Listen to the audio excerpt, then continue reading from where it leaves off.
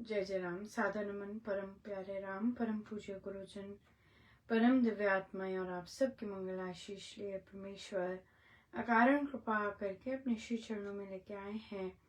उनका बारंबार धन्यवाद, अनंत अनंत बार धन्यवाद, अनंत बार धन्यवाद। गुरुजनों की अकारण कृपा से वे हमें इस समय मन के रूपांतरण के लिए लेके आते हैं। उनका बारंबार धन्यवाद, बहुत बहुत धन्यवाद, बहुत बहुत धन्यवाद।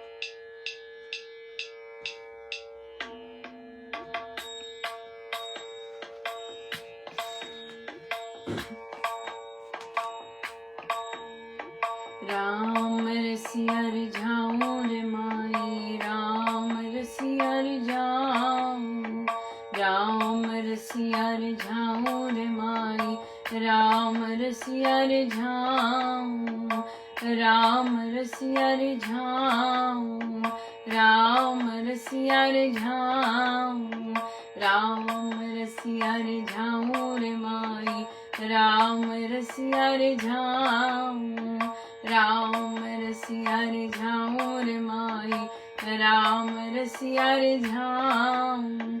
तन करूं ताल मन करूं डफली, तन करूं ताल मन करूं डफली, सोती सुरती जगाऊं रे माई, राम रसिया रिझाऊं, सोती सुरती जगाऊं रे माई, राम रसिया रिझाऊं, राम रसिया रिझाऊं रे माई, राम रसिया रिझाऊं, राम रसिया रिझाऊं रे माई, राम रसिया रिझाऊं। विनत करूं मैं प्रीतम आगे, विनत करूं मैं प्रीतम आगे, तो प्रीतम पद पाऊं रे माई, राम रसिया रिझाऊं, तो प्रीतम पद पाऊं रे माई, राम रिझाऊं, राम रसिया रिझाऊं रे माई, राम रसिया रिझाऊं, राम रसिया रिझाऊं रे माई, राम रसिया रिझाऊं। डंके नाम सूरत की डोरी, डंके नाम सूरत की डोरी, कड़ियां प्रेम चढ़ाऊं रे माई, राम रसिया रिझाऊं, कड़ियां प्रेम चढ़ाऊं रे माई, राम रसिया रिझाऊं, राम रसिया रिझाऊं रे माई, राम रसिया रिझाऊं, राम रसिया रिझाऊं रे माई, राम रसिया रिझाऊं।